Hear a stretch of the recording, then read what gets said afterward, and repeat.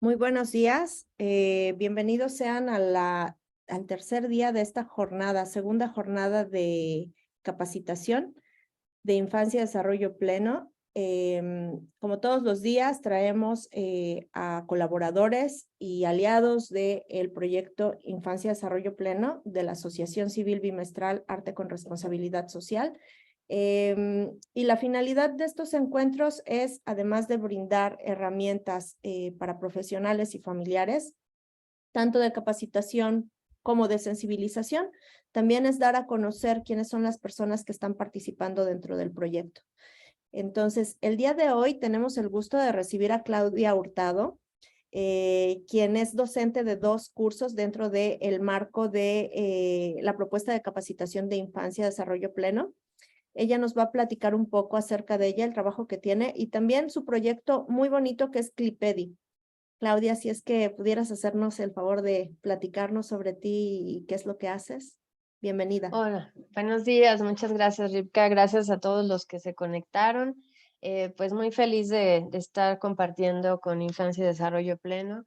Bueno, pues yo soy pediatra, estoy en la Ciudad de México y desde hace varios años, bueno, pues pediatra ya tengo 20 años, pero entrar al mundo del desarrollo infantil es una pasión, es algo que me encanta porque justo ahí es donde yo he encontrado respuestas a la parte, a muchas de los problemas y cuestiones con mis pacientes, en la parte no solo médica, sino en la parte de crianza y desarrollo.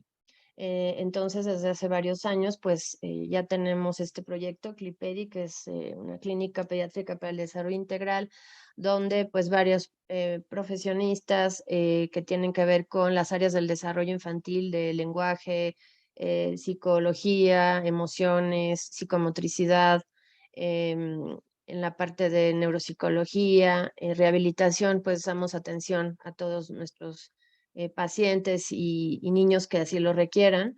Y bueno, pues ha sido muy hermoso este camino de aprendizaje también, de mucho aprendizaje, pero que nos ha llevado pues a entender un poquito más pues cómo funciona nuestro cuerpo, nuestro cerebro y cómo podemos ayudar a nuestros niños, sobre todo en los primeros años de vida que son fundamentales. Una Entonces, pues pregunta, es Claudia. Perdón que te interrumpa, pero creo que es como algo que siempre pienso cuando recibimos a pediatras o psicólogos infantiles. ¿Por qué la infancia? Por qué te dedicaste específicamente al campo infantil? Bueno, pues yo creo que dos razones fundamentales. Una es porque tuve una situación coyuntural en mi vida, que fue la pérdida de mi hermano. A los 17 años, él murió de un osteosarcoma, un cáncer muy agresivo en la pierna. Entonces, creo que eso influyó demasiado en mi vida porque yo estaba justo terminando en mi último año de medicina y fue ahí cuando él le detecté, bueno, realmente fue difícil el diagnóstico también. Desde ahí también creo que va mi historia porque no se hizo el diagnóstico, él tenía dolor en la rodilla y fue mal diagnosticado, mal atendido para el dolor, que también eso es algo que les voy a compartir ahorita en la presentación. Y bueno, pues yo con mis pocos conocimientos de medicina, porque aunque llevaba ya 5 años estudiando, realmente creo que aprendí medicina cuando salí. Pues tuve que hacer yo los estudios y ir con mis maestros para hacer el diagnóstico. Y entonces creo que eso influyó obviamente para decidirme a ser pediatra. Pero creo que además en mi carrera y en el último año de medicina, justo bueno, en el penúltimo, en el internado, yo tenía contacto, estaba en una clínica, en un hospital, Hospital Escandón aquí en la Ciudad de México, donde el hospital estaba a cargo de personas, de religiosas y además de médicos, obviamente, pero era muy humano. Entonces yo aprendí muchas cosas ahí y de lo que más veía eran niños. Niños teníamos una unidad de cuidados intensivos muy grande, muy importante y recibíamos niños muy pequeños, de 800 gramos, 900 gramos, prematuros, de muy baja edad. Ay, mi gato se está subiendo, perdón. Edad gestacional. Bueno, ahí lo saludan, esta Nieve. Este, entonces, bueno, pues justo en esa aprendizaje me di cuenta que lo que más me gustaba era atender a los niños, ¿no? Recibirlos cuando nacían, justo en esta etapa tan vulnerable y donde yo podía influir en muchas cosas, donde tuve un gran aprendizaje. De hecho, em, algo que les iba a contar en la presentación, pero lo voy a adelantar y ahorita lo retomo en la presentación, es un día estaba en una guardia en la noche, pues hacíamos guardias muy seguido y estaba en la noche yo pues de guardia en la terapia intensiva neonatal y tenía un bebito, Juan, de 1,5 kilos, yo creo pesaba, era prematuro, estaba con ventilador y pues en la noche había estado le llamamos desaturaciones, no oxigenaba bien, a pesar de estar con el ventilador. Estaba pues se movía bastante, estaba intranquilo y bueno, pues yo seguía lo que me habían enseñado en medicina, ¿no? Primero tienes que ver el ABC, pues él estaba conectado a un ventilador, yo lo aspiraba, yo le decía, bueno, le tomaba estudios, decía que tiene, ¿no? Le tomé una placa a ver si nos había salido la cánula. Todo esto que aparentemente tenemos que hacer los médicos, bueno, lo tenemos que hacer, pero que después me di cuenta que no era lo único. Entonces, toda la noche me la pasé con Juan, él batallando mucho para subir su oxigenación. A pesar del ventilador, yo le cambiaba los parámetros y llegó la mañana y llegó la religiosa que estaba a cargo de la sala, que ella pasaba visita todas las mañanas. Revisaba a los niños cómo estaban, ¿no? Realmente ella no era médico, pero ella tenía una labor muy importante. Y fue pues la que cambió mi vida, porque ella y Juan, porque cuando ella llegó, yo le dije, ¿cómo estás? Le digo, pues estoy muy cansada, estoy pues triste, no sé qué tiene Juan, no he podido pues ayudarle mucho, o sea, está con la desaturación desde, pues tiene periodos y yo ya intenté todo. Pues ella se acercó a la incubadora, y pues se lavó, pues todo el protocolo, y ella metió sus manos con Juan, lo acarició, le empezó a hablar, y Juan empezó a subir su saturación, ¿no? Y yo me quedé como pensando en que yo no había hecho eso, ¿no? O sea, yo había hecho lo médico, pero no lo había tocado, porque justo tenemos esta idea, o teníamos, porque yo no la tengo hace 20 años, afortunadamente, antes de entrar a pediatría, lo entendí, pero que solamente es lo médico, no lo vayas a contaminar, no lo toques, no lo invadas tanto, pero el contacto físico, el amor y las palabras y la estimulación, que es lo que ahora me dedico, pues eso te alivia. Además que estoy segura que lo que tenía era dolor, ¿no? Y justo dan esos datos de baja saturación, de cambio en la tensión arterial, de la frecuencia cardíaca, de la tensión, la presión intracraniana, todo esto pasa con los niños en la UCIN. Y pues justo esto me lo enseñó, pues Sor Isabel, le decía, no se llamaba Sor Isabel y Juan. Y entonces, pues eso marcó mi vida porque dije, no todo lo resuelve la medicina. Claro que es súper importante el conocimiento que tenía, pero no, toda esta otra parte yo la aprendí después, ¿no? Entonces, pues justo por eso, ya me alargué un poquito, Rivka, pero justo Gracias, eso Claudia. Y es era, también parte de lo que te platicaba antes de iniciar, que es muy importante esta parte humana, ¿no? Y justamente lo que hemos venido haciendo en los últimos meses, y no es que en el último año, es hablar de la importancia del médico, ¿no? Pero para entender que los psicólogos, los docentes, los padres de familia, otros miembros del equipo terapéutico son importantes, somos importantes cada uno. La situación médica lleva algo muy concreto, que es la cuestión física, pero como tú bien mencionas, hay un alma. Es claro. importante el cuerpo, es importante revisar el cuerpo, pero también para atender el alma, ¿no? Claro. Entonces, gracias, Claudia. Adelante, por favor, con tu presentación. Ok, bueno, pues me encantan las historias. Creo que de hecho justo saber de dónde vienen todas las cosas es algo que nos ayuda mucho a avanzar, ¿no? A saber de dónde venimos y entender las cosas, ir al origen. Entonces, ay, déjenme ver qué hago. Ahí ya se ve ahí está, ¿verdad? Sí, se ve. Súper, Todavía no estás proyectando. no estoy proyectando, a ver, perdón, déjame checar. Puedes darle compartir, elegir tu Sí, aquí está. pantalla. Ujú.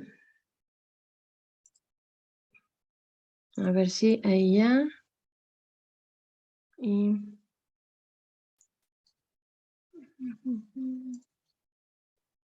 Ahí está. Sí, ya está, Claudia. Muchas gracias.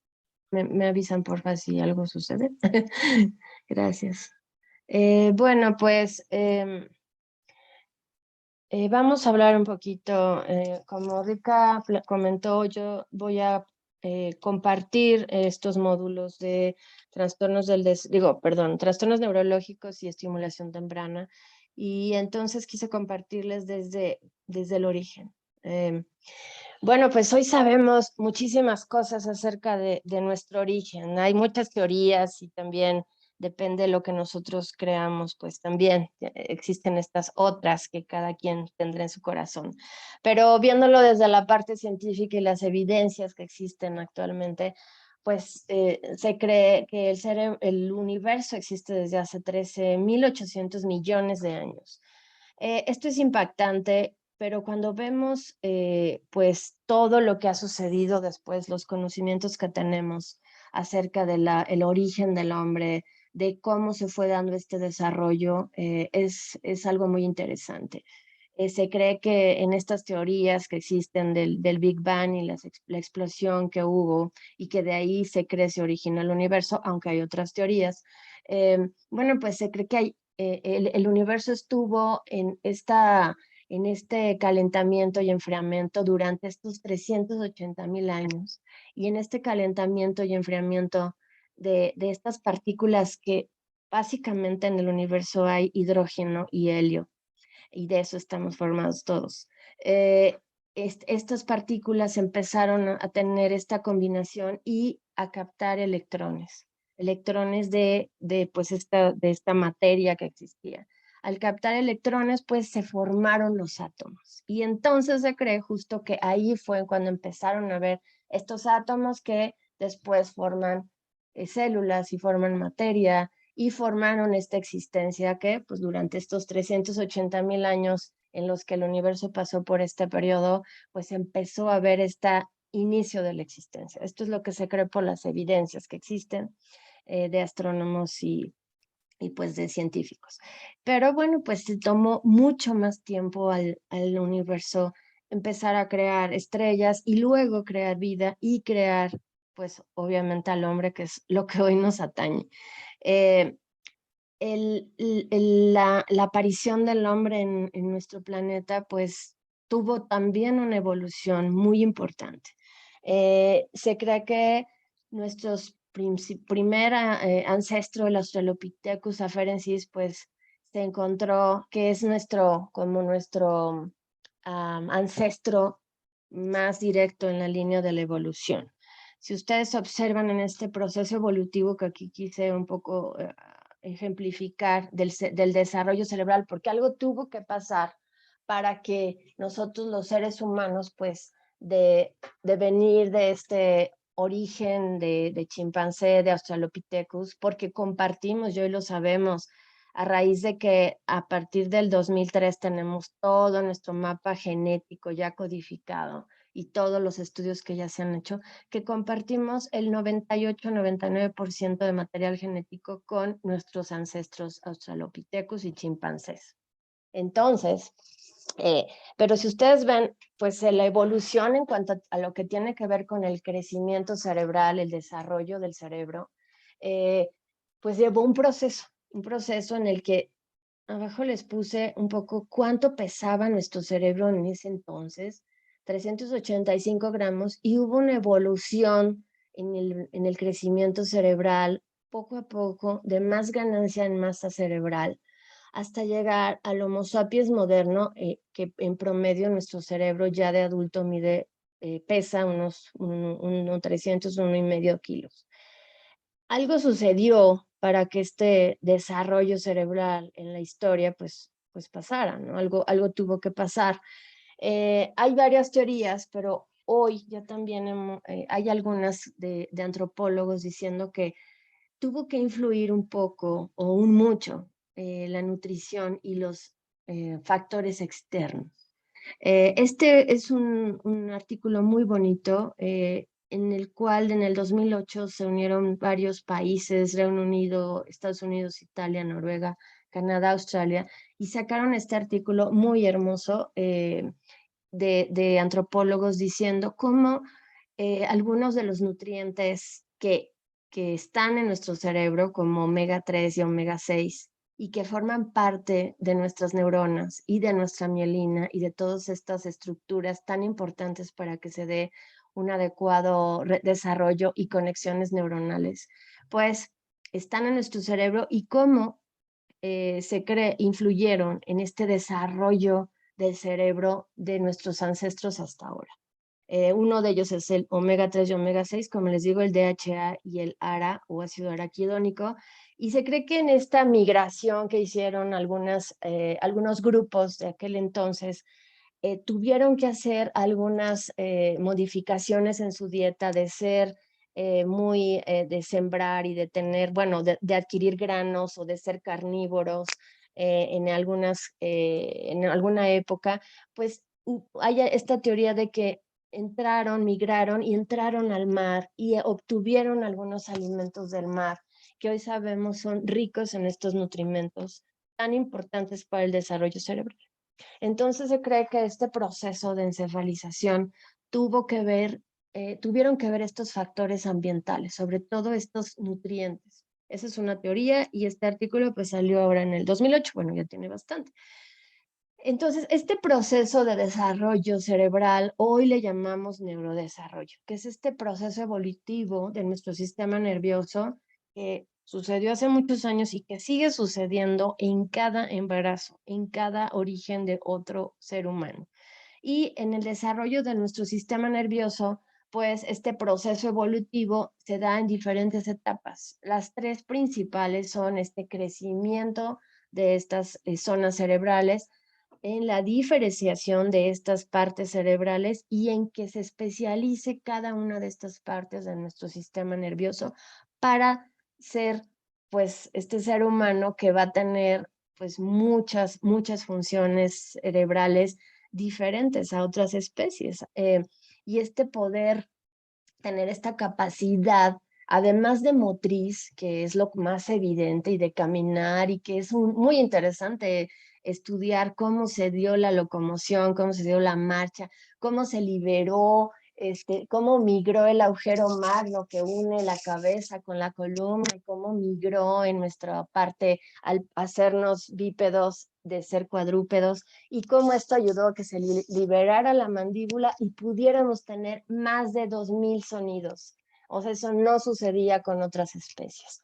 Es muy interesante en esta historia de la evolución ver cómo ya en los años 30 también se empezaron a descubrir algunas especies que existen actualmente, como el chimpancé enano en Bonobo, en Congo, donde estas especies tienen, además de estas capacidades, bueno, no tanto de bipedestación como nosotros, pero también de otras capacidades tan importantes como funciones como empatía, como sensibilidad, como resolución de conflictos, como estas especies se ha visto que evitan los conflictos, cómo pueden reproducirse no solo en épocas donde se supone se reproducían, sino pueden tener este contacto físico con sus parejas en otras épocas del año, cómo se parecen un poco más a lo que nosotros tenemos en estas habilidades sociales, cognitivas, de funciones ejecutivas superiores. Entonces, bueno, en este proceso del ser humano, hay periodos muy importantes y periodos vulnerables, muy vulnerables, porque pues cuando empieza el desarrollo adentro de mamá, en la primera mitad de la gestación, se da sobre todo la multiplicación de estas células cerebrales, se empieza a formar lo que llamamos este tubo neural, que es pues realmente como un tubo donde se van a ir originando todos nuestros órganos y nuestro cerebro. Esta es una foto muy bonita de esta primera etapa. Y después, después de que pasa esta formación de este tubo neural y se empiezan a multiplicar todas estas células, empiezan a migrar a zonas, estas células bien específicas para formar parte de toda nuestra corteza cerebral, todas estas áreas de asociación, todas estas áreas visuales que nos van a ayudar después a tener pues otros procesos de desarrollo. Y en la segunda mitad de la gestación, y sobre todo, que esto ha sido muy interesante, después del nacimiento, sigue este crecimiento cerebral y esta diferenciación celular para formar un cerebro mucho más completo y complicado. Antes no se sabía esto. Hace muchos años se pensaba que el desarrollo terminaba cuando los bebés nacían y que pues ahí ya, ¿no? Ya no había nada que hacer. De hecho, se pensaba pues que ya si teníamos algún problema de discapacidad, de desarrollo, pues entonces ya estaba totalmente formado y entonces ya no podríamos tener otra posibilidad. Y todos los problemas los achacábamos pues a algo parecido a la genética, porque pues esto del genoma humano empezó en los 90 y el estudio, y hasta el 2013 se supo toda la codificación, pero antes se pensaba que pues todo dependía de lo que te habían heredado, pero que no había más. Y hoy sabemos que pues este crecimiento cerebral permanece. Ahorita, esta es una gráfica muy bonita de cómo en las semanas de gestación va, además de aumentando el volumen cerebral, si ustedes lo ven en peso, pues también el área de la superficie cortical, que es esta línea de puntos verdes, va aumentando demasiado. No solo es el volumen, sino también cómo se va diferenciando la corteza cerebral para ser mucho más especializada, hasta terminar pues con un volumen cerebral de más o menos 600 gramos, 400 a 600 gramos. Si ustedes observan, era lo mismo que pesaba el cerebro de nuestro Australopithecus, pero lo interesante es esto, que el cerebro sigue creciendo y desarrollándose después de nacer, y eso es increíblemente esperanzador. ¿Por qué? Porque nos da la posibilidad de, con el ambiente, poder influir en el desarrollo de nuestro cerebro en nuestros niños, y sobre todo en los primeros 5 años de vida. No es que ahí termine en realidad, porque ahorita lo vamos a ver. Entonces, si observamos, pues nuestra masa cerebral va aumentando de tamaño en los primeros años. Si ustedes observan, los niños pesan 350 gramos, 400 al nacer, con un perímetro cefálico que es la medida que nosotros tomamos en pediatría, médicamente, para saber si está creciendo bien nuestro cerebro en los primeros meses, y le medimos la cabecita y más o menos en promedio al nacer son 35 centímetros, pero como va avanzando la edad en años, pues va aumentando el volumen cerebral y va también aumentando pues gráficamente cuando medimos el perímetro cefálico en los primeros 5 años hasta que se estabiliza un poco. Pero si ustedes observan, en los primeros 5 años ya pesa lo que pesa el cerebro de un adulto. Prácticamente los primeros 5 años nos dan la base para el desarrollo fundamental de todas estas conexiones nerviosas. Entonces es algo muy interesante y es algo que nos da muchas herramientas para poder hacer algo con nuestros pacientes, con nuestros niños, con nuestra familia, con nuestros alumnos. El crecimiento, esta es una gráfica que me gusta mucho, parece que está muy confusa, pero si ustedes me van siguiendo de izquierda a derecha, aquí es la concepción donde pues empieza a dar esta fecundación y vamos avanzando en meses y en años. Esto hasta aquí es el embarazo, los 9 meses, las 40 semanas. Y en este periodo, como ya mencioné, pues empieza este proceso de neurulación, le llamamos, que es la formación del tubo neural. Poco a poco empiezan a migrar las células a donde tienen que ir, que ya están genéticamente programadas para que vayan y se depositen en las zonas cerebrales que les corresponde. en este periodo de las 6 a la 24 semana, y luego ya empieza desde aquí, desde los últimos trimestres, y continúa en los siguientes años, todo este proceso de, uno, mielinización. Mielinización, que es esta formación de esta capa que cubre nuestras neuronas de mielina, que va a potencializar que un impulso nervioso pase a otro lugar. Y esto nos da más velocidad, más rapidez. ¿Y de qué está hecha la mielina? 60-80% de omega 3, de DHA y de otros nutrientes. En esta etapa inicial, en la neurulación, en la formación del tubo neural, que es en la primera, tercera, cuarta semana, influyen otros nutrientes y otros factores como el ácido fólico, tan nombrado y tan usado justo por eso, porque necesitamos esta aportación para que nuestro cerebro cierre este tubo neural. Si no cierra adecuadamente, entonces se originan algunos trastornos neurológicos que son de los que hablaremos en el módulo, como espina bífida oculta, mielomeningocele y muchas más cosas. Y así, en cada periodo de este embarazo, en las semanas de gestación, pueden originarse alteraciones genéticas, alteraciones por falta de nutrimentos o por alteraciones de lesiones, trauma y muchas otras cosas. Entonces, estábamos en el periodo de mielinización. Si ustedes observan la gráfica verde, pues esta mielinización, que es este recubrimiento de esta capa y de la zona de, sobre todo en las cortezas, también en las cortezas están mielinizadas, y la corteza prefrontal, que es la que nos ayuda a tener estas funciones mucho más complicadas, como resolver problemas, anticiparte, planear, toda esta resolución de conflictos, pues continúa, si ustedes observan, hasta los primeros 10 años o más de vida. O sea, no termina el desarrollo. Esta otra gráfica, que es la gráfica morada, pues aquí nos habla de cómo se da esta formación de sinapsis. Y la sinapsis es la unión de neuronas y neuronas. Mientras más neuronas se conecten, más, tenemos estos procesos mucho más complejos. Y se cree que cada minuto son 4,000 sinapsis las que se forman. Entonces, empieza en esta parte de corteza visual y auditiva, pues empieza antes del nacimiento estas conexiones, pero continúan, si ven, hasta los primeros 5 años. En la parte del lenguaje, del origen del lenguaje receptivo y del habla, empieza antes del embarazo, en los últimos trimestres, la sinapsis, y continúan, tienen un auge muy importante en el primer año de vida, segundo, y continúan los primeros 5 años.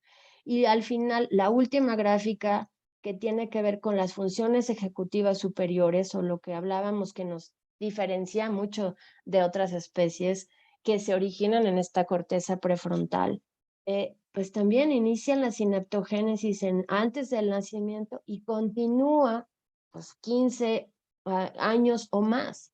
Entonces, hoy sabemos que las sinapsis o conexiones nerviosas no terminan aquí. Podemos tener sinaptogénesis durante toda la vida. Obviamente que es muchas más conexiones en estos primeros años de vida, si ustedes observan, pero seguimos. De hecho, ahora son el origen para poder tratar problemas como Alzheimer, demencia y muchas otras cosas al final de la vida, porque hoy sabemos que este desarrollo no para. Pero claro que es mucho más importante en las primeras etapas. Entonces, hoy sabemos que el neurodesarrollo y la formación de este cerebro humano, pues no solo depende de las características genéticas, que claro que están programadas muchas de ellas por generaciones, pero también dependen del ambiente, y dentro de ellos los dos factores más importantes para el desarrollo cerebral es la nutrición y la estimulación, que hoy llamamos estimulación, y que puede ser de muchas formas. A esta relación entre la genética y la nutrición hoy le llamamos epigenética. Y eso ha sido un gran descubrimiento en los últimos años. ¿Por qué? Porque hoy sabemos que aunque tengamos genes de algún problema, de alguna malformación, bueno, más bien de alguna enfermedad, podemos o no expresarlos, depende de nuestro estilo de vida.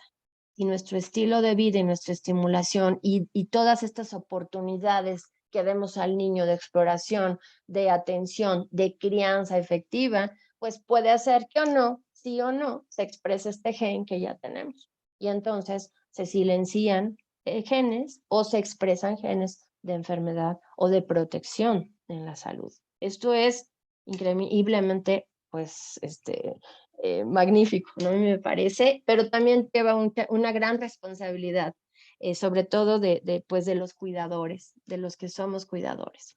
Entonces, a esto le hemos llamado programación ambiental. Hoy sabemos que existen generaciones donde ya hay una programación genética de generaciones anteriores, materna y paterna, porque los dos influyen en el desarrollo cerebral. O sea, de hecho, esta diferenciación, o que haya no placenta, por ejemplo, que nos proporciona todos estos nutrientes, depende de una buena salud paterna, no solamente de los genes maternos.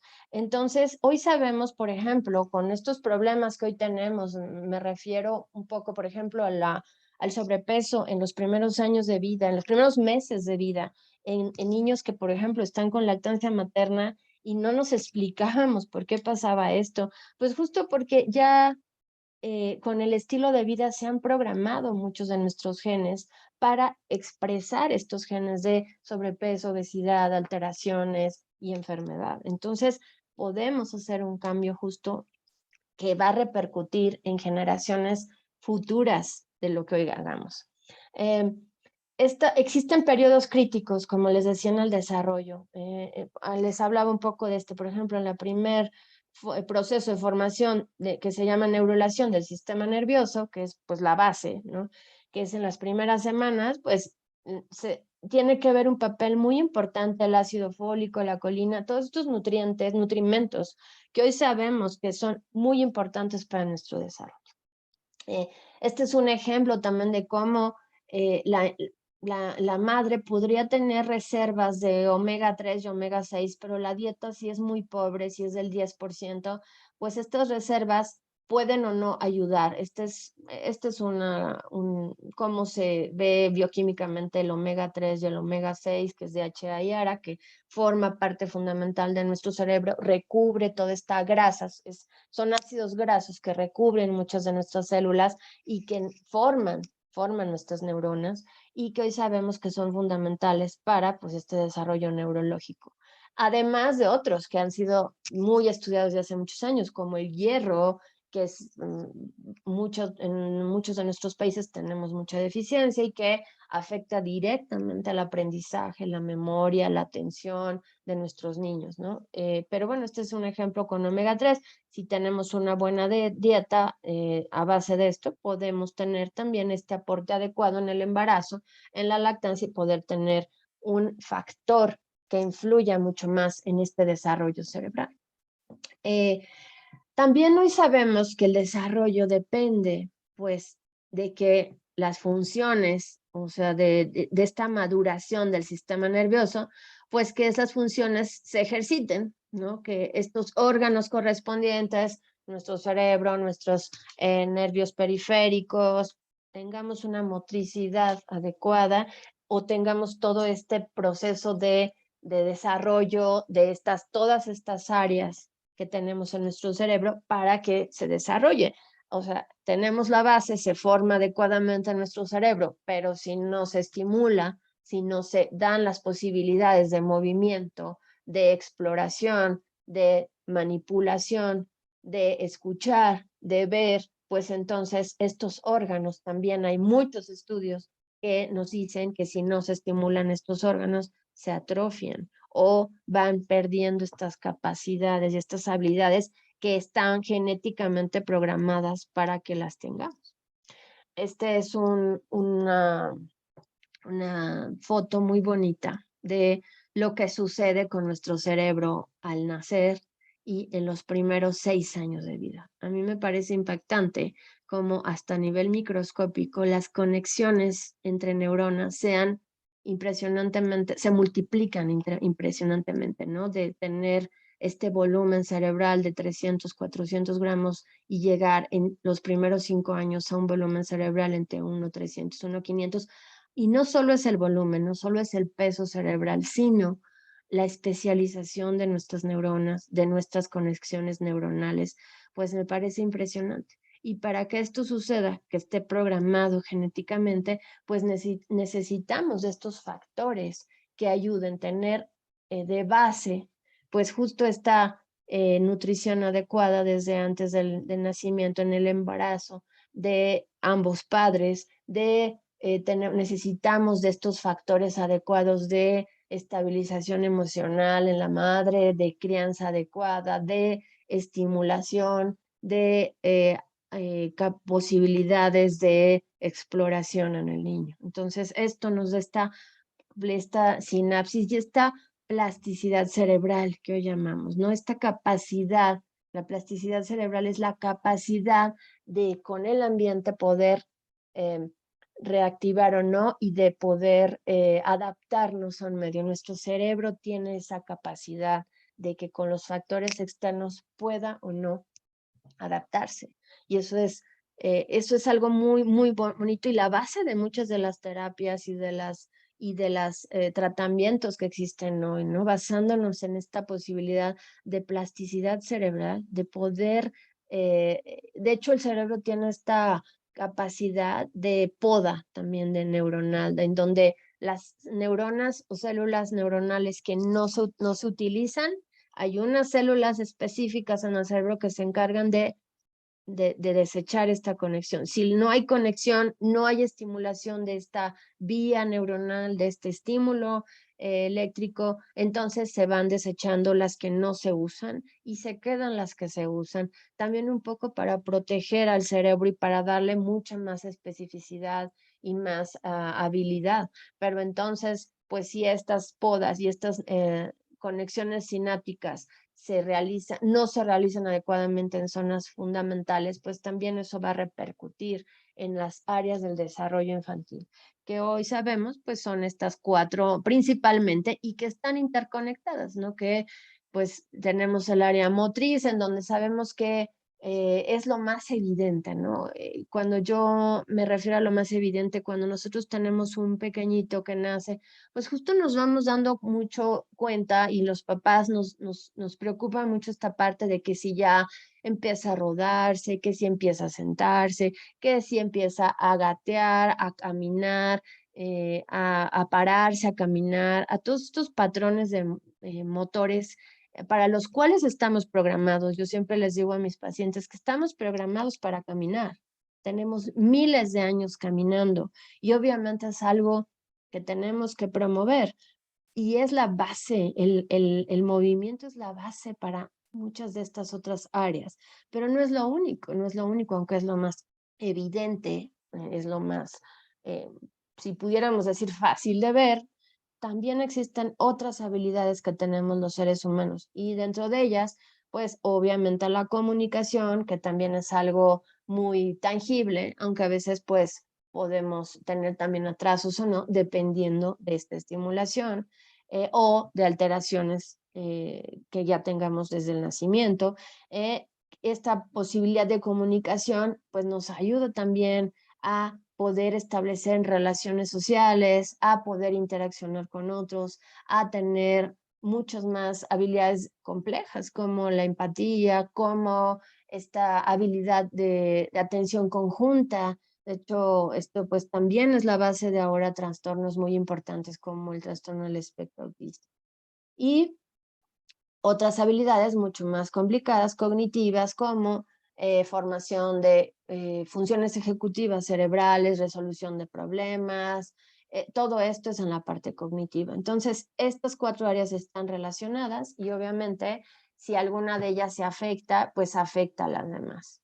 Hoy sabemos que esta relación eh, con nuestro hijo, con nuestros pacientes, pero sobre todo en casa, en la relación cotidiana con nuestros niños, podemos dar una serie de posibilidades de estimulación y que debemos promover y fomentar en nuestros padres, en nuestros pacientes y en nosotros mismos, al alimentar a nuestros niños, al cambiarlos, al pasearlos, al jugar, al tener este contacto, que es este contacto que yo aprendí justo en mi último año de medicina, que era fundamental y que además este contacto físico activa toda esta parte neuronal, ¿no? Porque pues también la piel es uno de el órgano más grande donde tenemos receptores eléctricos que están conectados a nuestras neuronas y que nos activan no solamente las cortezas de sensación, sino también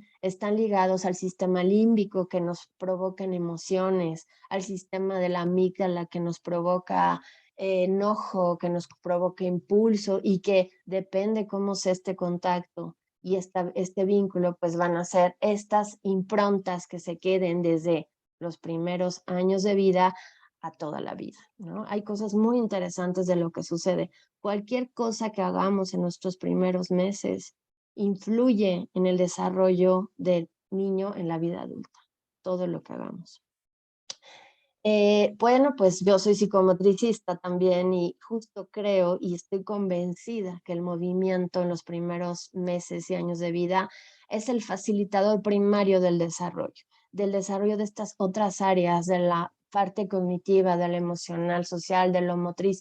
Si nuestro niño no tiene esta posibilidad de movimiento, pues no puede tener tampoco esta posibilidad de alcanzar cosas, de pedir cosas, de tener este desarrollo del lenguaje, esta posibilidad de ponerse sentado en bipedestación y observar otras cosas y tener habilidades y separarse de la madre y poder ir y venir y de explorar, ¿no? Entonces, la alteración en estas áreas del desarrollo pues afecta el desarrollo integral del niño y el movimiento pues es fundamental. Entonces, en el módulo tratamos de justo ver todo esto, esta base del movimiento, estos patrones fundamentales que tendrían que tener nuestros pacientes, nuestros niños, para poder desarrollar otras habilidades o para detectar alteraciones y dar una pronta atención en el movimiento y en todas estas áreas que necesitemos o detectar alteraciones que efectivamente tengan un componente mucho más genético y poder atenderlos de una forma adecuada y dar toda esta posibilidad de plasticidad cerebral basándonos en esta plasticidad de poder un poco moldear o ayudar a este cerebro de nuestro niño a que pueda tener esta otra posibilidad. Bueno, pues hoy, afortunadamente o desafortunadamente, también la vida han cambiado las condiciones médicas y la vida ahora se alarga muchísimo y también se reciben bebitos de muy temprana edad. Existen muchos recién nacidos pretérmino que nacieron antes de su tiempo por diversos factores, justo por alteraciones en la salud materna, en la salud paterna, en la nutrición, por infecciones, por falta de cuidado, por miles de cosas, por muchos factores. Y estamos enfrentándonos desde hace muchos años a poder ayudar y poder dar todas estas posibilidades a nuestros niños prematuros que de por sí ya nacen con capacidades limitadas de adaptación, porque pues este cerebro que estaba en formación, como ya lo vimos, no completó su desarrollo antes, adentro de su madre, donde tenía las condiciones mucho más adecuadas para hacerlo. Y entonces sale pues con no solamente alteraciones en el desarrollo cerebral, sino con alteraciones pueden ser cardíacas, sobre todo respiratorias, porque la parte del pulmón y la respiratoria se forma o se completa la maduración hasta el final del embarazo. Entonces nos enfrentamos a inestabilidad fisiológica de otros órganos, a una capacidad limitada de adaptarse al medio, alteraciones en el desarrollo motriz, porque todavía no se completa todo este desarrollo adecuado. Entonces, a diferencia de nuestros niños recién nacidos de término, donde ellos tienen una mayor capacidad ya para ajustarse, para que todos estos estímulos que vienen del exterior, que son a veces muy nocivos o que ayudan también a esta poda neuronal, pues los puedan adaptar, ¿no? Los niños todo el tiempo, los bebitos todo el tiempo están tratando de regularse y de adaptarse al medio exterior, a la luz, al sonido, al tacto, a todos estos factores externos. Pero un cerebro que ya está totalmente formado y que tiene toda esta corteza mucho más especializada, como lo observamos aquí, pues sí son diferentes, ¿no? Entonces, pues va a tener una interacción con el medio mucho más organizada, mucho más autorregulada, va a poder su cerebro tener esta capacidad de filtrar y procesar diferentes estímulos sensoriales, a diferencia de nuestro pequeñito que obviamente también va a depender de la edad gestacional, pero hoy recibimos pequeñitos, tan pequeñitos como de 500 gramos de peso, no de peso cerebral, de peso total. Imagínense el desarrollo que tienen estos niñitos. Entonces, tenemos que, pues esto pasa, esto está sucediendo y esto va a seguir sucediendo, entonces dar toda esta posibilidad a nuestros padres que pasan por este proceso tan difícil y que demos todas estas posibilidades a nuestros padres para poder ayudar a que este cerebro siga desarrollándose de la mejor forma y a dar todas estas pautas de qué debemos hacer, sino qué seguimiento podemos dar, qué es lo que debemos detectar en nuestros pacientitos que nacen pues de manera prematura. Y pues como sabemos todos, hay niños que pasan mucho tiempo en estas unidades de cuidados intensivos, con múltiples estímulos, con múltiples ruidos, luces, multipuncionados, muchas manipulaciones, no hay contención, sobrecarga de estímulos total, también en las áreas de cuidados intensivos. Entonces, desde aquí tendremos que influir y saber qué podemos hacer con nuestros pacientes para dar, y con nuestros niños y con nuestros hijos, para poder entender lo que le pasa después y para poder ir dando seguimiento y detectando alteraciones y dando tratamientos y terapias y rehabilitación y apoyo emocional adecuado. El otro día acudí a una conferencia hermosa y muy interesante sobre dolor, que también es algo que he estudiado mucho en niños. Y me contaba un colega cómo tenía un paciente que tenía problemas, soñaba, un psicólogo, soñaba todo el tiempo, tiene 5 años, y este paciente soñaba en las noches, empezó a tener terrores nocturnos y soñaba que lo multipuncionaban abejas y hormigas en la noche y se despertaba gritando y lloraba y entonces pues decían, pues empezaron a investigar si había un cambio en la escuela, en la casa, algo que había pasado y no encontraron nada hasta que, bueno, nada en lo aparente, hasta que pues afortunadamente lo llevaron a atención emocional, psicológica y pues ahí saltó un antecedente muy importante que nadie se imaginaba y era que él había sido un niño prematuro y que había estado durante 4 meses en la unidad de cuidados intensivos. Ustedes se imaginan cuántas funciones tuvo este niño, cuántas manipulaciones.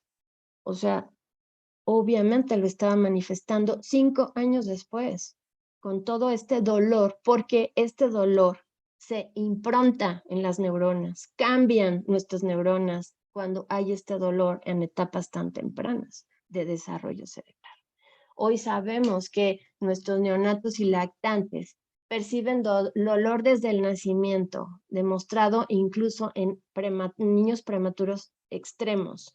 Antes no sabíamos esto. De hecho, cuando yo estudiaba, pensaban que los bebés no sentían, pensaban que los niños no tenían dolor solo porque no te podían gritar y decir no me piques o porque no manifestaban aparentemente. Hoy sabemos que sí lo manifiestan en los movimientos, en cómo baja la saturación, como a mí me pasó, en cómo cambia la presión del cerebro, cómo cambia la presión arterial. Hoy sabemos al observarlos y cómo se protegen, ya hacen muecas y se mueven y protegen con sus manitas la zona que les duele. Y tenemos respuestas adversas fisiológicas, neuroendocrinas y del comportamiento, solo por este dolor que fue en las primeras etapas de vida y que ni siquiera lo pueden recordar conscientemente. Entonces sí hay mucho que hacer justo en estos factores de riesgo que nos van a afectar nuestro desarrollo.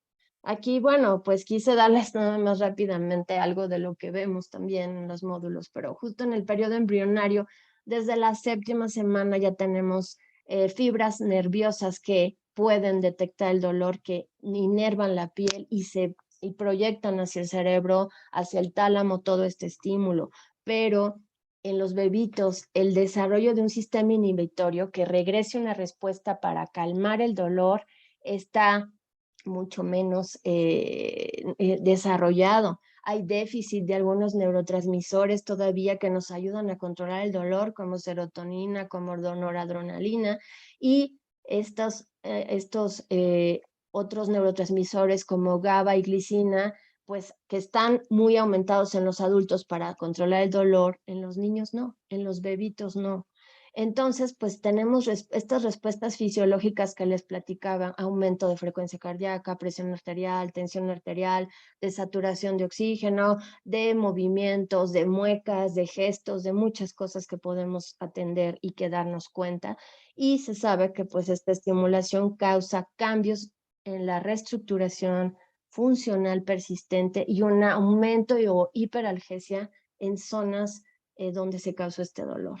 Entonces, imagínense la gran importancia de atender y de detectar a nuestros pacientes ya simplemente por haber estado en la unidad de cuidados intensivos o ser un niño con prematuras. Y bueno, para terminar, quiero dar esta parte que no es nueva, la verdad, pero le pusimos como lo nuevo, en esta conexión que hoy también sabemos y que está súper interesante y también es la base de hoy de muchas de nuestras posibilidades de atención a nuestros niños. En este nuevo, le han llamado algunos científicos eje intestino-cerebro, en donde hoy sabemos que nuestro intestino también influye en nuestra función cerebral. Y esto es súper interesante. Lo que antes llamábamos flora intestinal, que hoy se llama microbiota intestinal, también codifica con nuestros genes. Tiene en nuestro intestino, suceden más de 32,000 funciones para nuestra salud. Dentro de ellas, las 4 principales es conexión del sistema autónomo con el cerebro por el nervio vago, conexión del sistema nervioso mediante neurotransmisores. Nuestras bacterias tienen el 80% de la secreción de GABA, el 40% de serotonina, el 60% de noradrenalina. Entonces, influyen directamente en nuestra función cerebral. Además de otras 2 funciones, que es el sistema inmune, aumento en la respuesta inmune para alergias, para enfermedades crónicas. Hoy sabemos que si nuestro intestino está sano y nuestras bacterias están ahí protegiéndonos, también tenemos buen desarrollo y buena función cerebral. Entonces, hoy algunas enfermedades y terapias están tratando también la parte intestinal, atacando problemas de disbiosis, que es cuando se altera esta microbiota y surgen hongos o levaduras que nos van a tener, nos van a tapar receptores cerebrales opiáceos que hacen que nuestros pacientes se mantengan aletargados, que tengan alteraciones del desarrollo. Y pues hoy hay muchos estudios en base a esto también, en base a enfermedades crónicas por ello, por disbiosis, trastorno del espectro autista, muerte súbita, Alzheimer, depresión, demencia, trastorno bipolar, artritis, diabetes, muchas otras cosas. Entonces creo que también es otra perspectiva que debemos tomar en cuenta. Nosotros lo hacemos en Clipedi, dando también aporte de probióticos, de varias cosas que tenemos que hacer para que este intestino esté adecuado. Como les decía, el 70% de nuestras células inmunes se encuentran en nuestro intestino. El desarrollo del sistema inmune del intestino predominantemente depende de su interacción con la microbiota intestinal o la flora. El intestino produce 3/4 partes de nuestros neurotransmisores y el intestino tiene más actividad metabólica que el hígado, así que debemos de cuidarlo y cuidar el intestino de nuestros niños porque está directamente conectado con nuestro cerebro. Pues para concluir, entonces somos esto, lo que hagamos de bebés, pues son los adultos que tendremos, con todas estas posibilidades maravillosas que tenemos los seres humanos y que pues podemos ayudar en los primeros años de vida. Y pues estoy convencida que esto solo se lleva a cabo con un equipo en todas las áreas. Nuestro principal facilitador del desarrollo y de todas estas alteraciones y que se atiendan adecuadamente son nuestros padres, son los padres con estos niños, que ellos son justo los que son los promotores del desarrollo y que podemos ayudar guiando y dando pues un poco de estos conocimientos, favoreciendo y compartiendo todos los demás profesionales en el área médica, en el área psicológica, de rehabilitación, psicomotricidad, en el área del lenguaje, en el área de trabajo social, de discapacidad, tantas profesionales que pueden aportar y justo hacer pues un conjunto que se vea tan bonito, tan divertido como este. Esta es una foto que ganó un premio hace unos años. Y bueno, pues termino diciendo que de una amiga mía que es poeta que se llama Alicia Alonso, no de barro, sino de besos estamos hechos. Estoy convencida de ello. Los besos, la estimulación y toda esta parte que nosotros podamos hacer es fundamental también para el desarrollo de nuestro cerebro y de nuestros niños. Pues muchas gracias. Quisiera pues dar la palabra a Rivka para pues abrir comentarios o preguntas. Bueno, primero que nada, Claudia, muchísimas gracias. Muy bonito tu trabajo, muy clara tu explicación. Realmente, digamos, y estoy segura que las compañeras que también estuvieron en el diplomado de neurología básica, pues se nos conectan un montón de cosas, ¿no? Nos hacen sentido. Me gustaría leer los comentarios que te están dejando. Claro. Regina Arroyo nos manda saludos desde Perú. Juan Moral desde Guatemala. Gloria Pais dice, me encanta la temática abordada, muchas gracias. Marcela Morales dice, buenos días desde Costa Rica, gracias por el espacio. ¿Nos pueden compartir la presentación por correo? Si fuera posible, mi correo es, nos deja su correo. Bueno, eso es, lo sometemos a tu criterio, Claudia. Si quieres, después de la ponencia podemos platicarlo. Hay varias personas que de hecho lo preguntan si es posible. Dice Ninette Von An, buen día y éxitos en esta actividad. Familia Trabazo, buen día, excelente charla, saludos desde Mendoza, Argentina. Gina Rocha dice, muy clara e interesante la presentación. Gracias. María Edith Esquivel Alfaro de Monterrey, Nuevo León, también pregunta si es que fuera posible compartir la presentación. Sami dice, ¿cómo se puede mejorar una desbiosis? Sí. María Gema dice, muchas gracias, muy buena presentación, saludos desde Nicaragua. Yafa Blades dice, excelente ponencia, muchísimas gracias. ¿Cómo es que Ay, se gracias. puede mejorar una desbiosis? Disbiosis, sí, gracias a todos, de verdad me da mucho gusto que estén escuchándonos de tantos lugares, ¿no? Qué emoción, es muy emocionante. Y conectarnos ahora, ¿no? Justo también estamos haciendo conexiones, eso es bien padre, ¿no? Todo tiene como un sentido. Bueno, pues disbiosis, el término es disbiosis, les hablaba un poquito de esto, la disbiosis es cuando predominan, pues cuando nuestro microbiota no es la adecuada, y predominan sobre todo levaduras. Las levaduras son hongos y que pues son normales en el intestino, pero algunas veces predominan ellos y tenemos que dar tratamiento. Ya hay estudios justo para poder detectar si hay más predominio de levaduras que de la microbiota adecuada. Entonces, bueno, podríamos hacer primero eso. También hay factores que influyen en esta disbiosis y que pues justo nos toca a nosotros bajar, como pues mientras más cesáreas tengamos, más disbiosis. ¿Por qué? La microbiota, hoy sabemos, las bacterias que tenemos en el intestino son transmitidas por la madre en el parto. Entonces es algo pues increíble, ¿no? O sea, entonces mientras más cesáreas tengamos, tenemos menos posibilidad de esta transmisión. Y entonces, pues como han aumentado en el mundo, pues obviamente tenemos más problemas ahora. También la lactancia materna promueve una microbiota adecuada.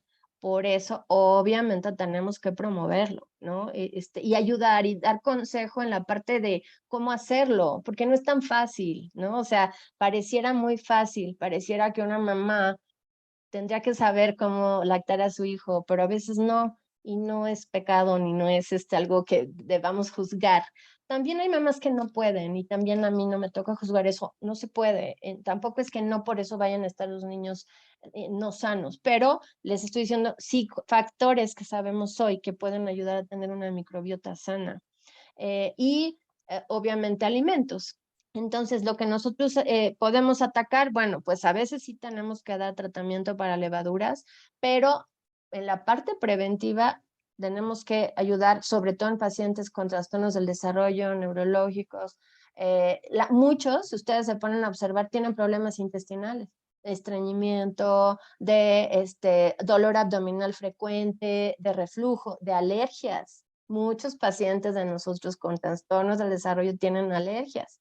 Entonces, hoy sabemos también, por ejemplo, leche de vaca es un opiáceo para nuestros pacientes con trastornos del desarrollo. Entonces, lo que hacemos hoy es dar dietas sin leche de vaca, sin gluten, que también pasa, bueno, ya hay muchos estudios, pero hay un péptido que al digerirse la leche de vaca y el gluten, un complejo de péptido que se libera y este péptido se va y se deposita en estos receptores opiáceos, se llama BMC7. Si ustedes buscan esto, hay muchos estudios de ello. Y es la base para muchas enfermedades cardíacas, muerte de súbita, trastornos del desarrollo, trastorno del espectro autista. Entonces, ¿qué podemos hacer? Ayudar en la parte de la dieta, dar menos dietas con leche de vaca, menos gluten, dar probióticos.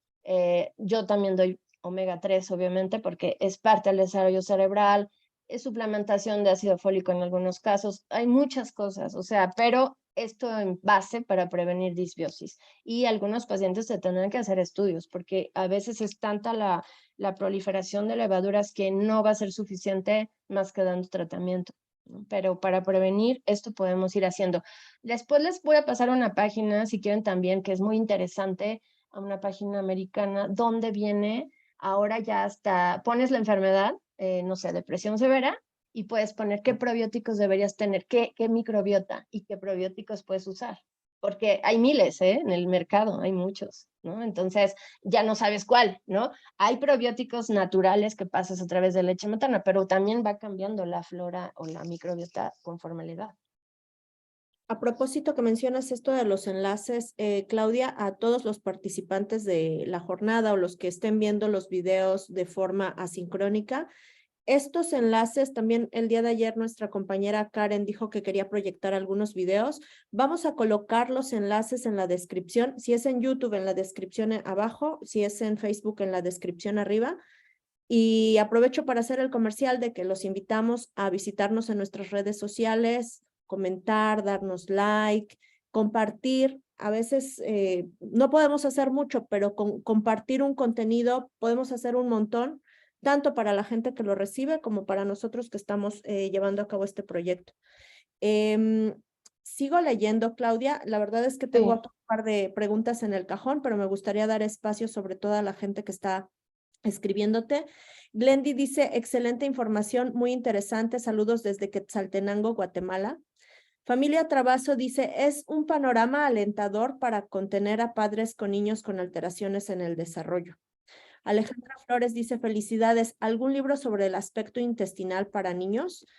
Y comenta Milena Giraldo, muy interesante. Eso pone de manifiesto la importancia de la estimulación temprana y la importancia del aprendizaje desde temprana edad.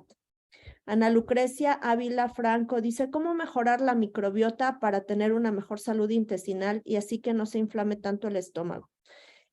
También preguntan algún libro sobre microbiota y bueno, estos son los comentarios. Claro, bueno, creo que ya dijimos algunas cosas.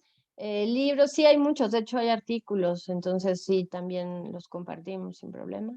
Y pues sí es esperanzador, la verdad es que hemos tenido pues sí, mejorías en muchas cosas, ¿no? De hecho, hay redes internacionales, cómo tratamos estos padecimientos desde otro punto de vista, ahora desde la salud intestinal también, ¿no? Que va de la mano con todo lo demás, ¿no? Ya no quiero decir que no tengamos que hacer nuestras rehabilitación en caso que se necesite, o neurofacilitación, o estimulación para niños sanos, pero bueno, nos da otras grandes posibilidades, ¿no? De atención también, Y sobre claro. todo porque mencionas que el trabajo multidisciplinario es fundamental. Esto es, un problema puede ser, o más bien, todo problema es multifactorial. Entonces, si también Claro. vemos desde varias perspectivas, pues va a ser mucho mejor el avance que se obtenga, ¿no? Sí, creo que esto es muy importante. Por ahí decían que, acabo de leer de YouTube, ahí ahorita les pasamos, porque por favor los invitamos a que se inscriban, se conecten a las redes, se inscriban a YouTube. Hay mucha información y nos ayuda mucho si se inscriben transmitiéndola, ¿no? O sea, ahí es mucho más efectivo porque es más rápido además. Me refería a lo que respectaba al grupo.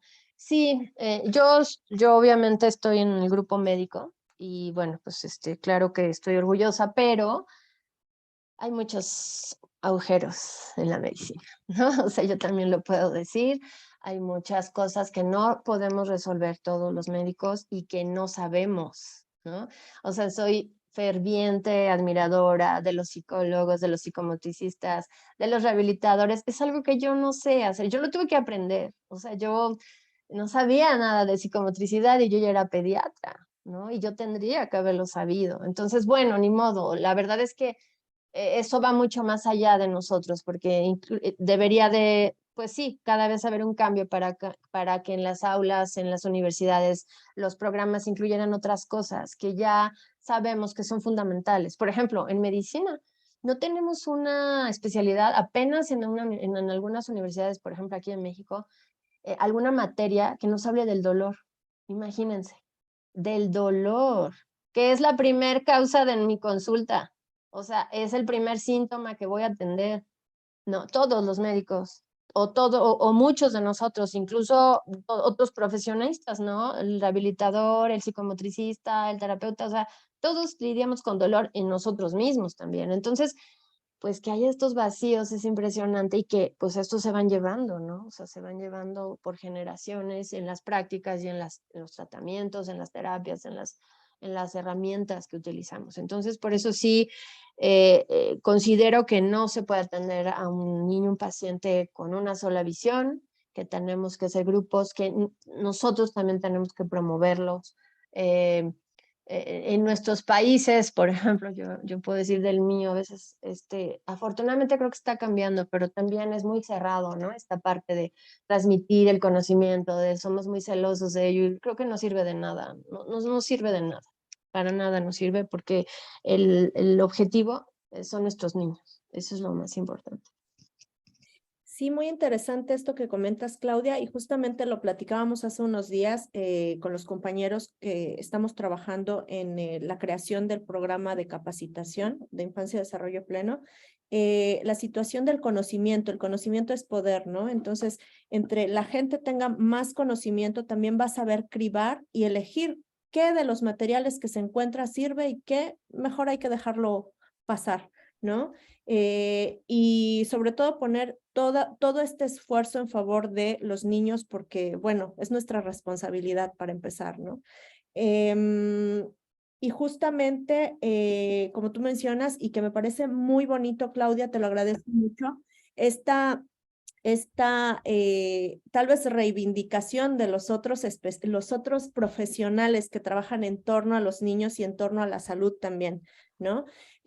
Justamente parte del esfuerzo que hemos estado haciendo los últimos meses es reivindicar la figura del médico, pero también aprender a comunicarnos con el médico para poder revisar la labor del médico, porque también todos somos personas, todos nos podemos equivocar y pues es importante para eso contar con un equipo que muchas veces te contiene, ¿no? Claro, sí, de hecho esto que dices, sí, también hay que ser muy realistas porque en mi país, en nuestros varios países, pues tenemos una sobrecarga de trabajo impresionante en los lugares donde aprendemos, ¿no? Donde estamos formándonos. Entonces es imposible a veces ver todo esto, ¿no? O sea, una consulta con un paciente con un trastorno del desarrollo neurológico, con una discapacidad no puede ser en 15 minutos, pero eso es lo que tienes, o 10 para atenderlo, ¿no? Entonces sí, hay que ver todas estas, o sea, no es justificar, pero sí es justo también ver todo esto, ¿no? Esta parte que a veces nos lleva a no tener una visión holística, atender la urgencia, atenderlo. Pero además, creo que también de las otras disciplinas y en la mía también sí hay gente que se aprovecha, ¿no? Como decía, siempre ver, justo estos cursos nos ayudan a ver objetivamente, porque si no, nos podemos perder de tiempo con nuestros niños buscando alternativas mágicas que no ayuden, al contrario, puedan dañar a nuestros niños, ¿no? O sea, hay prácticas que no ayudan y al contrario, que dañan, ¿no? Entonces también por eso hay que tener información, justo, ¿no? Y a veces como padres, pues decimos, no, pues que lo que me digan, no, también nos tenemos que involucrar, ¿no? Y además también tenemos que también ninguno, o sea, ningún profesional es arriba de otro, ¿no? Eso también lo creo. Y también podemos preguntar. Es algo que yo siempre empodero a mis pacientes, ¿no? O sea, no está nada de malo preguntar. Anota tus preguntas, ¿eh? O sea, yo soy obsesiva, entonces voy con mi libretita para todos lados, porque soy antigua, o sea, sí tengo mi celular y ahí anoto, pero también me gustan las libretas. Pero como paciente, a veces no se te ocurran en el momento que te están dando un diagnóstico, que te están diciendo algo, bueno, pues después te van a surgir todas las dudas porque te va a surgir la angustia, te va a surgir preguntas y ya no lo hiciste, pues las anotas y los vuelves a preguntar, ¿no? Y también el profesional debe de abrirse a esto, pero bueno, a veces sabemos quiénes no, pero eso tenemos que irlo cambiando nosotros mismos al preguntar, al tener información, al poder investigar, al que estemos en un equipo, ¿no? Ese es el equipo, ¿no? Yo te aporto, tú me aportas y yo también te voy diciendo lo que va pasando con mi niño y eso te da información a ti y tú puedes cambiar la estrategia porque no todo es estático. Exacto. Y agregaría un concepto más que es también dudar. Claro. Atrevernos a dudar, porque muchas veces también transferimos de más al profesional, que en algunos casos ni siquiera es el profesional, que es cualquier otra cosa, pero no profesional.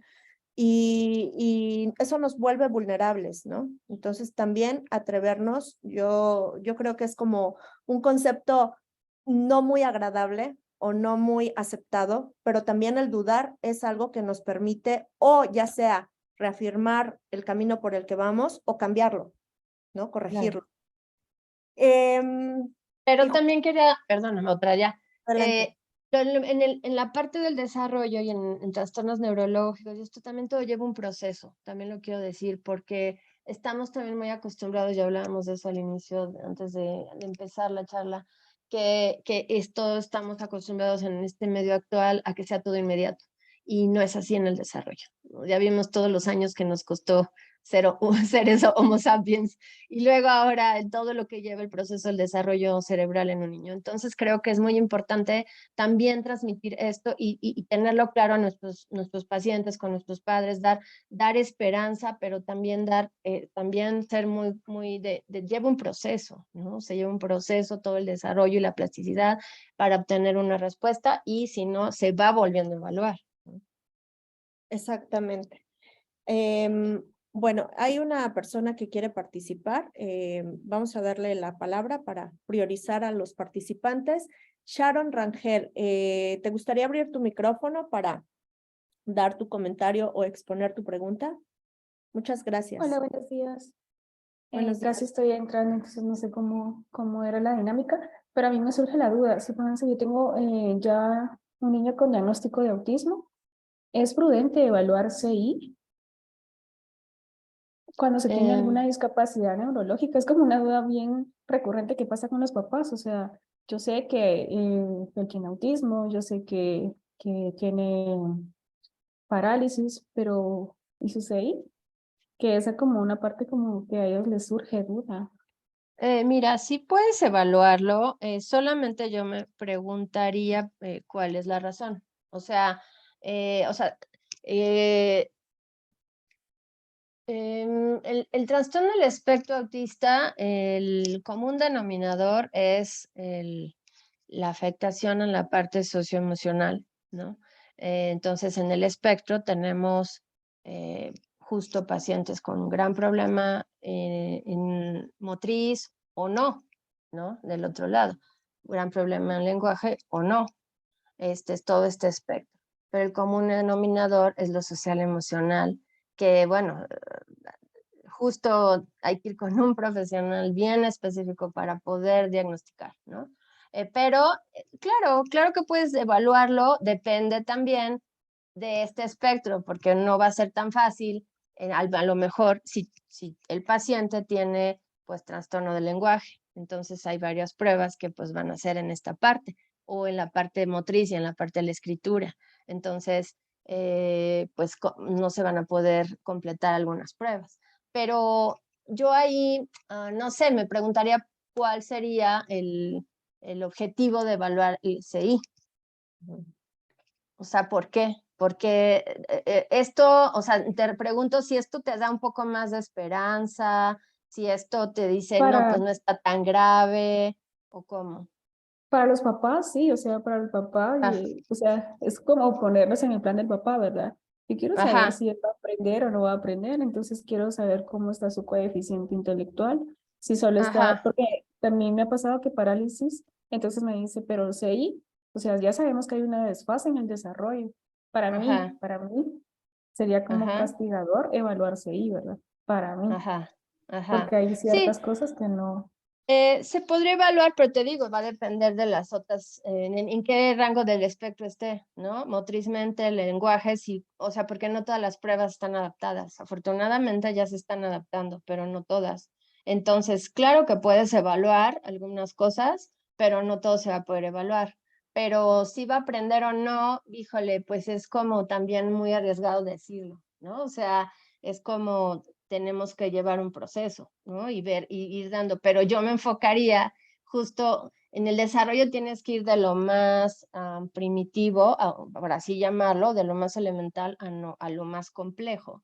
Si este niño que tiene autismo todavía no tiene esta terapia para poder tener atención conjunta, para poder desarrollar el lenguaje, para poder comunicarse, no lo podemos llevar al extremo, hacerle una prueba cognitiva cuando no tenemos la base que es el lenguaje, por ejemplo, ¿no? El lenguaje primero con señas, porque empezamos con, no me refiero a señas en la parte cuando hay una hipoacusia, sino hay terapias específicas para tener lenguaje, empezar con un lenguaje más, más no verbal en niños con autismo para desde el inicio empezar así, como empiezan los bebés, y luego ir a lo más complejo. Entonces, sí se pueden evaluar, pero no sería como lo fundamental para empezar a tratar a un paciente con autismo. Esa sería mi opinión.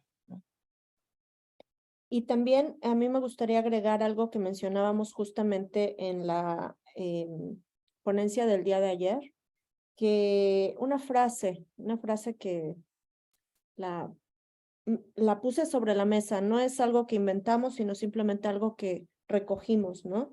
Conocer la discapacidad para descubrir las capacidades. Esto es, aun si un niño tiene discapacidad intelectual y que hay cosas que le cuestan más trabajo aprender, tiene capacidades, ¿no? Entonces es ver a la persona para entender cuáles son sus capacidades y enfocarnos en eso. No es lo que no puede. Todos hay un montón de cosas que no podemos. Todos, con diagnóstico, sin diagnóstico. Todos tenemos alguna discapacidad. Hay algo en lo que no somos capaces de desarrollarnos, pero hay un montón de otras cosas en las que sí, ¿no? Sí, justo es esta visión que pues un poco queremos tener de otro lado, ¿no? Es que durante mucho tiempo fue justo, ahí eres inteligente o no, porque tienes un CI de tal y un CI de tal. Eso no nos dice nada. En cualquier persona, aunque no sea trastorno del espectro autista, lo que tiene. O sea, son todas estas áreas del desarrollo interconectadas. ¿Cuáles son las habilidades para la vida que yo le puedo dar a mi hijo para hacerlo lo más independiente de mí y que él pueda hacer en un mundo cuando yo no esté? Eso sería para mí lo más objetivo para un papá, ¿no? Entonces, desde abrocharse los zapatos, ¿no? Eso es un gran logro, ¿no? Desde poder comunicarme contigo y que te puedas comunicar después con los demás, ¿no? Eso es un gran logro y que lleva tiempo a veces no. A veces tenemos, te digo, niños con un espectro autista que tienen verborrea y hablan todo el tiempo, pero no puedes establecer una conversación de cómo te sientes, cómo estás hoy, ¿no? Que es básica. Entonces, por eso te digo, y pueden dibujarte pues, todo un mapa de lo que quieras, ¿no? Y o sea, la parte intelectual está por arriba del promedio, pero se tira abajo del piso cuando tiene dolor o cuando llega alguien y no puede acercarse, ¿no? O sea, entonces, creo que justo es lo que tendremos como un poco de ver todas estas inteligencias, no la parte solo cognitiva, que va intercalada, ¿no? Yo no las separamos como un poco para poder evaluarlas, pero no están separadas en realidad. Y también a mí me gustaría levantar este punto, que es también a lo que le apostamos, ¿no? El diagnóstico temprano para un tratamiento oportuno. O sea, entender por dónde va la situación, ¿no? De cualquier diagnóstico, también para saber cómo atenderlo y justamente como mencionas, cómo poder desarrollar estas habilidades para la vida. Algo con lo que te gustaría cerrar, Claudia, a mí me gustaría antes mencionar que Claudia va a estar impartiendo los cursos dentro del marco del programa de capacitación de infancia y desarrollo pleno de estimulación temprana e integración sensorial y también el curso de trastornos neurológicos. Otra vez, si quieren participar en el curso, en ambos cursos son más que bienvenidos. Sin embargo, sí, para sacarle todo el jugo que se le puede sacar a Claudia, que no es para nada complicado lo que ella expone, es bastante claro y conciso. Sin embargo, para poder entender con mayor profundidad lo que Claudia nos viene a compartir, es muy importante tener nociones de neurología básica, ¿no? Porque pues así pueden sacarle mucho más provecho a lo que Claudia tiene para ofrecer. Claudia, ¿te gustaría agregar algo más antes de terminar? Sí, gracias. Pues sí, justo no quise atiborrarlos con los trastornos neurológicos, porque ahí sí entramos en materia mucho más como técnica, ¿no? O sea, sí hay que entender ya algunas cosas que ya, pero bueno, lo vamos a hacer lo más pues entendible posible, esa es la idea, ¿no? O sea, lo más para todos, pero sí hay cosas complejas. Yo ahorita pues traté de darlo rápidamente en la formación cerebral, pero no me enfoco tanto en eso ahí ya, porque lo que tenemos que ver es que obviamente entro en eso, pero después voy a tener que, tenemos que entender que en base a eso, pues están estos trastornos, ¿no? Y entonces entrar en materia de los trastornos. Pero además, que me parece lo más técnico, pero que lo haremos lo más sencillo y pues hay mucha bibliografía que se puede leer antes y que podemos compartir. Y otro es estimulación, es algo que me apasiona, me encanta porque pues es algo que he vivido y que veo los resultados. Y ahí pues trato de proporcionarles las técnicas, ¿no? Desde la USIN, desde la terapia intensiva, desde la casa, qué hacer, cómo dar masaje, qué técnicas hay, cuando es estimulación temprana, cuando no necesitas estimulación temprana, necesitas múltiple temprano, rehabilitación, todas estas cosas, ¿no? Que también a veces se nos confunden un poco los términos por tantos términos que hay, ¿no?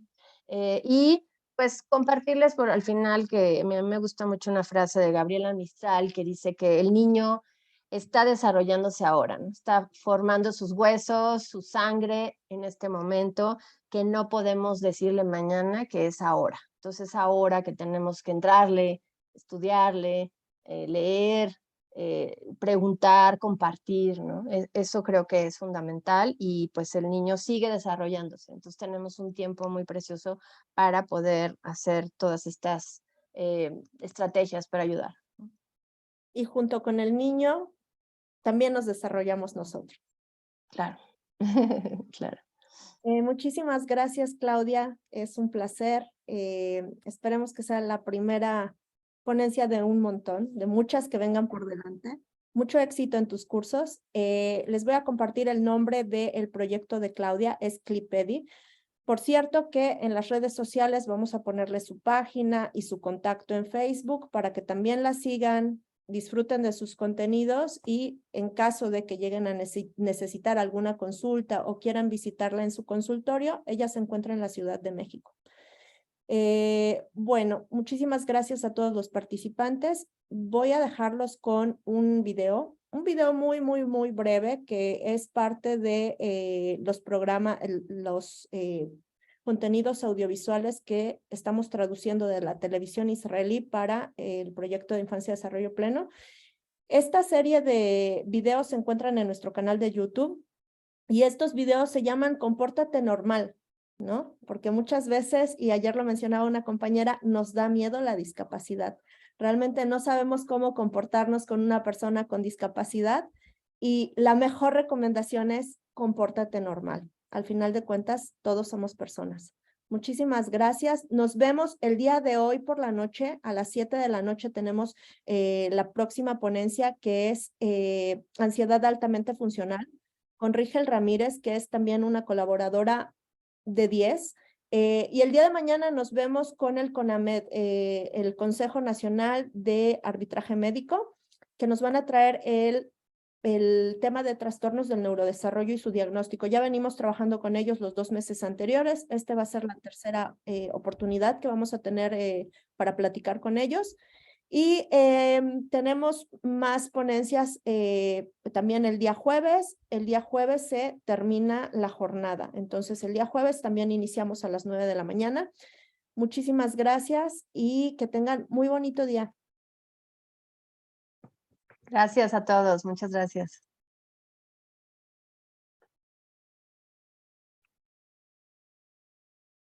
חברה של אמא שלך קפצה לקפה עם הבן שלה שיש לו אוטיזם. היי. מה תעשה עכשיו? תקריא לו סיפור שמתאים לה? פעם היה אריה, שאהב רק טוב. תנסה לתקן אותו? או שפשוט... פשוט תתנהג רגיל. אז מה בא לך לעשות? פלייסטיישן? ותזכור, אם אני מתנהג שונה, יש ניצחון! יש ניצחון! יש ניצחון! פשוט תקבל אותי כמו שאני. כשאתם פוגשים מישהו עם מוגבלות, אל תעשו מזה עניין. פשוט תתנהגו רגיל. פשוט להיפגש. פשוט להתחבר. פשוט להתנהג רגיל. יש ניצחון! נציבות שוויון זכויות לאנשים עם מוגבלות, משרד המשפטים.